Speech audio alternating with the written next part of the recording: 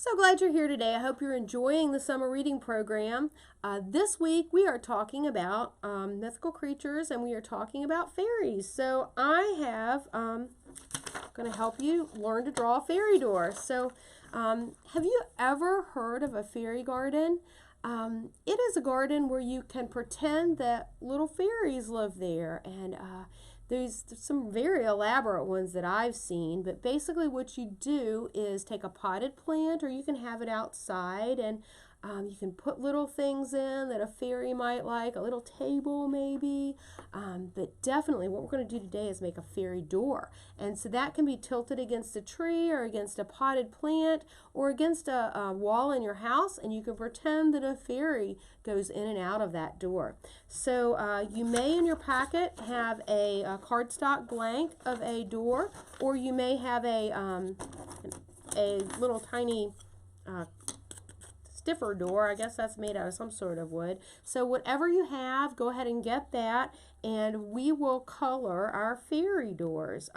So anyway, I decided I wanted to do a library fairy door for my desk over here. So I'm going to do a door that I think the library fairy would live behind. So one of the things I want to do, I just have a magic marker here, a marker. I'm going to draw a book on the front of the door because I think that would show everyone that a library fairy lives there.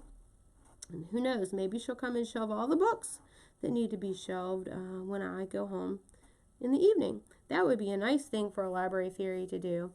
I'm going to write on here, library fairy, so that everybody knows that the library fairy lives behind this door. So I'm going to take one of my most favorite colors, purple. Well, tell you what, let's do something that looks kind of contrasting to purple. We'll use orange, that'll do. And we'll make this book orange for the front of my library fairy door. And I like the color blue.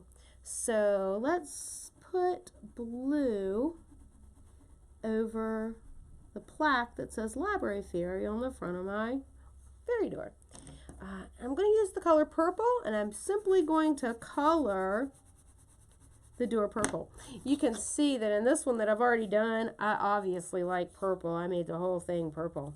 Now on the back here, I used many different colors and different patterns, so you can be more creative than I have. Coloring is not my strong suit, so you can make the door and do upload it to our Facebook page so that we can see your pretty fairy door that you've created. So if you can get a parent to snap a picture of that and put it on our Facebook page so that everybody can see the wonderful coloring job that you did for your fairy door.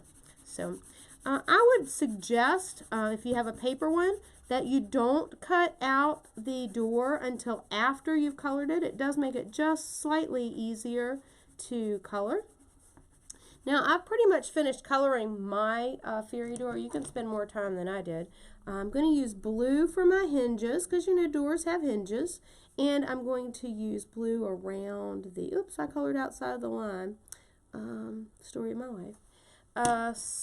Coloring the doorknob.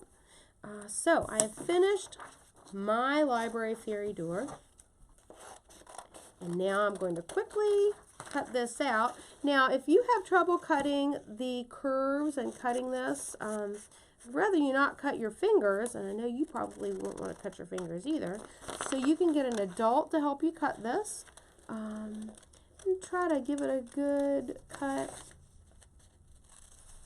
and try not to get too many jagged edges. And